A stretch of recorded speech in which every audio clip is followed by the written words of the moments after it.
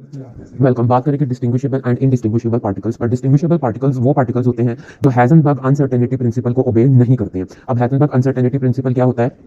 यह प्रिंसिपल कहता है कि किसी पार्टिकल के लिए दो चीजें एक टाइम पर साइमल्टेनियसली मेजर नहीं की जा सकती हैं। फॉर एग्जांपल पोजीशन, जिसको हम एक्स से शो करते हैं, एंड मोमेंटम पी, ये दोनों चीजें एक पार्टिकल के लिए सेम टाइम पर मेजर नहीं की जाएंगी हाइजेनबर्ग अनसर्टेनिटी प्रिंसिपल के अकॉर्डिंग। तो ऐसे पार्टिकल्स जो कि हाइजेनबर्ग अनसर्टेनिटी प्रिंसिपल को ओबे नहीं करते, नॉट ओबे दिस प्रिंसिपल, वो होते हैं डिस्टिंग्विशेबल पार्टिकल।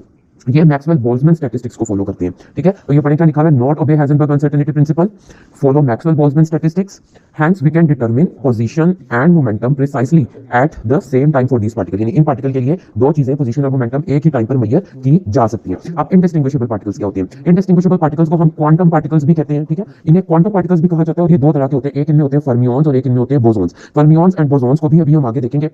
फिलहाल हम बात करते हैं कि ये जो क्वांटम पार्टिकल्स हैं या ये जो इनडिस्टिंग्विशेबल पार्टिकल्स हैं, ये बीई एंड एफडी स्टैटिस्टिक्स को फॉलो करते हैं। इसके अलावा जो फॉलो करते हैं हाइजेनबर्ग अनसर्टेनिटी प्रिंसिपल को, वो होते हैं डिस्टिंग्विशेबल पार्टिकल्स। जो डिस्टिंग्विशेबल थे वो फॉलो नहीं करते थे, नॉट ओबे, और जो इनडिस्टिंग्विशेबल है वो फॉलो करते हैं, फॉलो अनसर्टेनिटी प्रिंसिपल को। ठीक है, ये जो इनडिस्टिंग्विशेबिलिटी है ये ज्यादातर सीन की जाती है, ये ज्यादा देखी जाती है आइडेंटिकल पार्टिकल्स के अंदर। अब आइडेंटिकल पार्टिकल्स क्या होते हैं? ऐसे पार्टिकल्स जिनका चार्ज हो गया, मैस हो गया, साइज हो गया, ये सेम हो, उन्हें कहते हैं आइडेंटिकल पार्टिकल्स। ठीक है, अब इनडिस्टिंग्विशेबल पार्टिकल्स के अंदर जो दो तरह के पार्टिकल्स आते हैं, फर्मियॉन्स एंड बोसॉन्स, हम उनको देख लेते हैं। फर्मियॉन्स ऐसे पार्टिकल्स को कहा जाता है जिनके पास हाफ ऑड इंटीग्रल स्पिन होती है। हाफ मतलब डिवाइड की हुई 2 से, 1 डिवाइडेड बाय 2, 3 डिवाइडेड बाय 2। ठीक है, ये हाफ इंटीग्रल स्पिन होती है इनके पास, और ऑड नंबर की, यानी 1 3 5 7 इस तरह से। ठीक है, तो हाफ ऑड इंटीग्रल स्पिन किसके पास होती है? फर्मियॉन्स के पास होती है। फर्मियॉन्स की हम एग्जांपल देखें तो electrons, protons, neutrons and quarks etcetera, ये क्या है? ये सारे के सारे फर्मियॉन्स हैं।